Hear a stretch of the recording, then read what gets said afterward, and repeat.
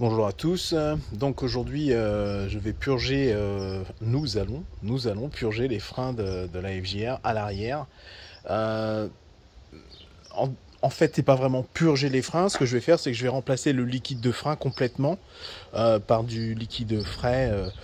Avant d'avoir des problèmes avec ça. Donc je vais vous montrer comment ça se passe. J'ai déjà commencé à desserrer quelques trucs parce que c'est très difficile à filmer et en même temps commenter tout en démontant. Donc pour rappel, donc vous devez démonter la selle, hein, le mécanisme il est ici avec la clé de la moto. Donc la selle on l'enlève, la partie avant, on enlève la partie arrière. Voilà. Ensuite, il y a du démontage un petit peu sur le carénage. Donc il y a une vis ici, il y a une vis ici, et puis il y a des clips en plastique ici là. Donc je vais attaquer ça et je vous reprends tout de suite. Alors je reprends ici, donc il y a une vis ici, qui est un peu particulière, comme ça, d'accord. Ensuite il y a des clips en plastique ici et ici qui sont ce genre de clips là, hein, qu'on a déjà vu sur le Yamaha, il y en a un peu partout. Et ensuite il y a une vis en plastique en dessous là, je sais pas si vous allez la voir ici, il y a une vis cruciforme ici, enfin une vis clips, hein, je dirais. Voilà, je vais la desserrer, je vais enlever ça, je vous reprends. Donc voilà, au final en dessous il y a deux clips en plastique aussi à enlever. Donc c'est ceux les classiques là, de Yamaha que vous poussez au milieu là, je sais plus trop comment ça s'appelle.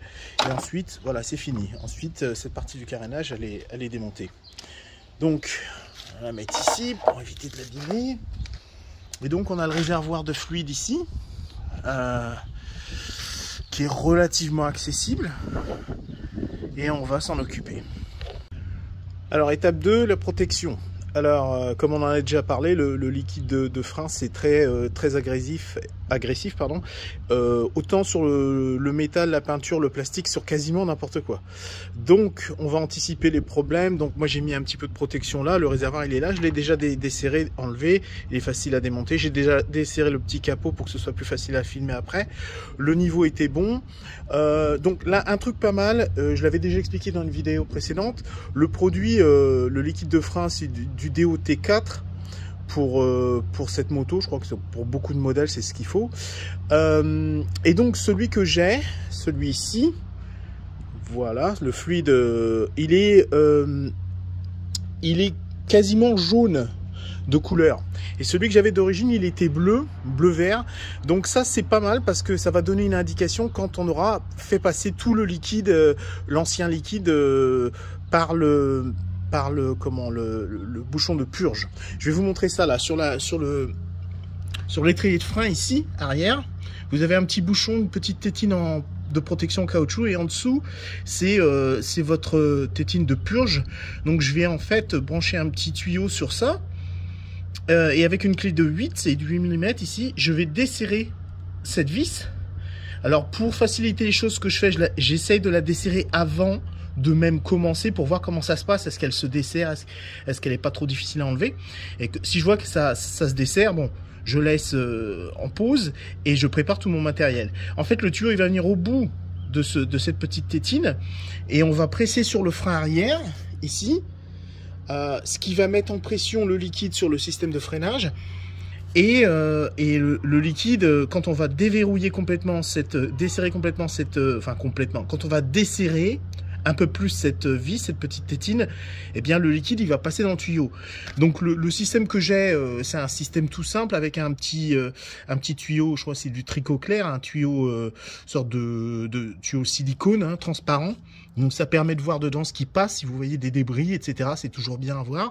Et puis là pour le coup, moi ça va m'arranger parce que je vais bien voir quand on va passer du liquide d'origine qui est bleu-vert à celui nouveau qui est jaune. Donc je vais le refaire jusqu'à temps que le liquide qui soit passé soit le mien. Et quand ce sera le cas, bah, je vais faire mon niveau de liquide dans le petit bocal jusqu'à ce que ce soit le bon niveau, c'est-à-dire entre les deux ici, là il y a mon mini, là il y a mon maxi, je suis déjà bien entre les deux, je suis un peu proche du maxi là.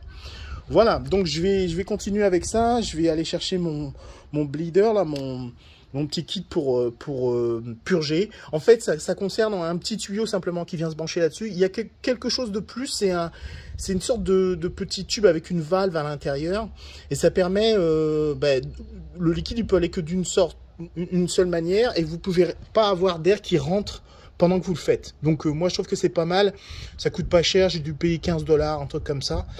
Donc je prends ça, une bouteille en plastique, je branche mon tuyau dans la bouteille et puis vas-y Toto, je commence à faire mon installation. Je vais vous montrer tout ça. À tout à l'heure. Bon, alors voilà, installation faite. Donc pour rappel, voici donc le bleeder, là, la petite installation avec le tuyau ici. Donc là, c'est cette espèce de filtre avec une valve dedans. Donc le liquide, il peut aller que dans ce sens. Et donc, je vais commencer. Vous voyez que j'ai mis un carton et tout pour protéger. Et mon tuyau, il va dans une bouteille comme ça. Bon, voilà, ça récupère le liquide. Je vais devoir mettre ça en pause parce que je ne peux pas filmer et le faire en même temps. Je vous reprends tout de suite. Bon, voilà, j'ai commencé. Comme vous pouvez voir, il y a du liquide qui sort. Donc, il est bien vert-bleu. Il est très différent de celui que je vais mettre. Donc, c'est parfait. Ça va bien se voir. Donc, vous voyez, le niveau, il est déjà descendu un peu, là. Je vais continuer. Quand je vais arriver un peu vers le mini, je vais remplir avec le nouveau liquide. Voilà, c'est fini. Le liquide est bien jaune dedans, comme vous pouvez le voir. J'espère que ça reproduit bien la couleur avec le téléphone. Donc j'ai rempli le réservoir, j'ai purgé, etc. Et comme vous pouvez voir, je remets un peu de... Voilà, je mets du produit du brake cleaner, donc en fait pour nettoyer toutes les parties éventuellement de gouttes de liquide qui auraient coulé dessus. Je pense pas que ce soit le cas, j'ai fait attention, mais enfin bon. Voilà, je vais passer un petit coup de chiffon et puis on va aller faire un petit tour avec tout à l'heure pour voir comment ça se passe, mais il n'y a pas de raison pour que ça se passe mal. Voilà.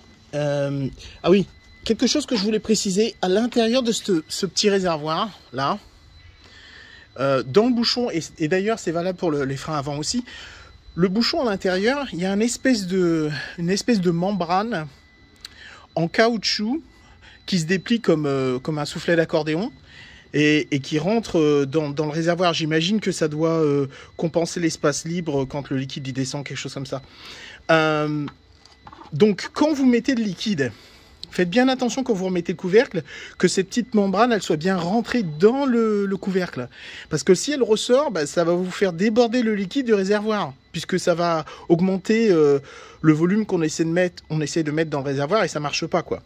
Donc, faites bien attention de rentrer cette membrane et quand vous la rentrez, ne la touchez pas avec les doigts et évitez aussi de mettre des poussières dessus parce que ça rentre directement dans le circuit. Donc, un outil propre, chromé par exemple, vous repoussez la membrane en position.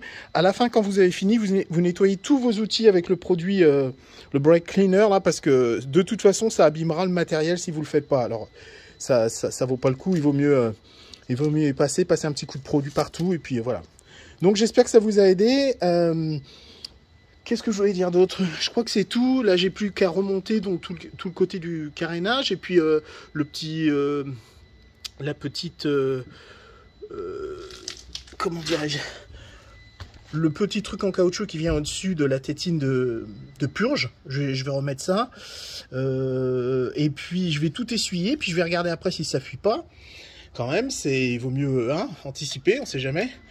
Là, mon frein me paraît vraiment il paraît avoir une course plutôt courte, ce qui est plutôt pas mal. Et voilà quoi. Donc j'espère que ça vous aura aidé. Et si vous avez des questions, n'hésitez pas. Merci, à bientôt. J'ai presque oublié ça. Donc au moment de remonter, un petit truc que j'aime bien faire, c'est mettre un petit patin de graisse sur le filetage des vis de carénage. Ces vis, elles sont toujours très dures à enlever et je sais pas si c'est lié à l'électrolyse ou quelque chose comme ça entre les matériaux, mais elles sont toujours très dures et vous avez toujours l'impression qu'elles vont casser quand vous allez les enlever. Donc je préfère anticiper, un tout petit peu de graisse dessus et c'est reparti pour un bon moment de tranquillité. Voilà. Voilà, c'est tout remonté. Juste un petit conseil, prenez votre temps avec les petits clips. Et avant, bon, les petits clips en plastique qui tiennent le carénage, mais c'est plus général ce que je dis sur cette moto-là comme sur d'autres. Hein. Les clips en plastique, disons qu'avec le temps, ils ont pris des fois une forme où le trou il est un peu oblong, il est plus rond. Et donc c'est toujours plus facile si vous repérez où ils vont. Alors il y a une méthode simple, ou alors... Vous, quand vous filmez, vous regardez votre vidéo un petit peu pour savoir où tout allait. Mais une solution encore plus simple, c'est de prendre un carton et marquer grosso modo la forme de l'endroit où vous allez démonter. Par exemple, sur le carénage, il y a des vis ici, il y a des clips, etc. Et donc, vous repérez tout ça et vous faites un petit croquis rapide avec un feutre sur le carton. Et puis, vous faites des petits trous et vous mettez les vis et les clips où ils vont. Parce que c'est trop facile de se tromper sur des motos, surtout si elles sont un peu anciennes. Peut-être que le clip n'est pas celui d'origine, il a été remplacé peut-être par quelqu'un avant moi, j'en sais rien. Et donc du coup, si j'essaie à tout prix de mettre le clip normalement qui serait interchangeable avec un autre, eh ben ça va pas marcher. Et c'est la même chose avec les vis. Donc c'est mieux de repérer. Donc un carton, ça marche bien.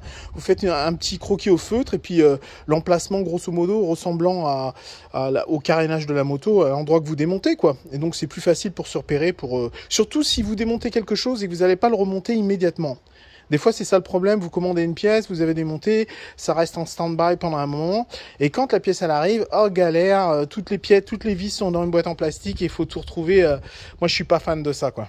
Voilà. Je vous souhaite bon voyage, bonne route. Amusez-vous bien sur la route. Faites attention à vous. À bientôt. Bye. Me revoilà encore. Donc voilà, c'est le dernier petit conseil pour aujourd'hui.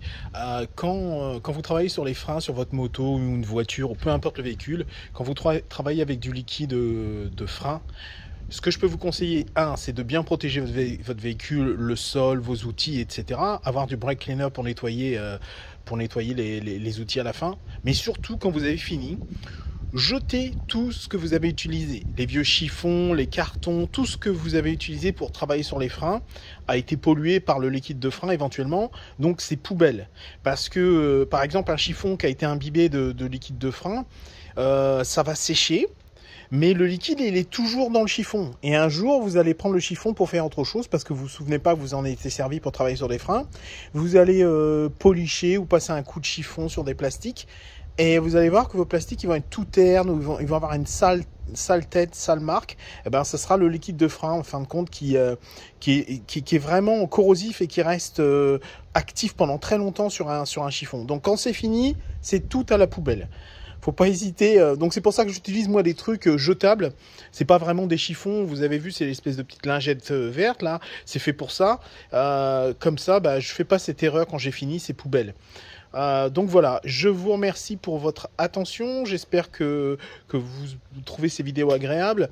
Et si c'est le cas, n'oubliez pas de vous inscrire parce que cliquer sur le like, c'est bien, mais l'inscription pour nous, c'est beaucoup plus important parce qu'on a une meilleure visibilité dans YouTube et donc ça permet de franchir des étapes. Voilà.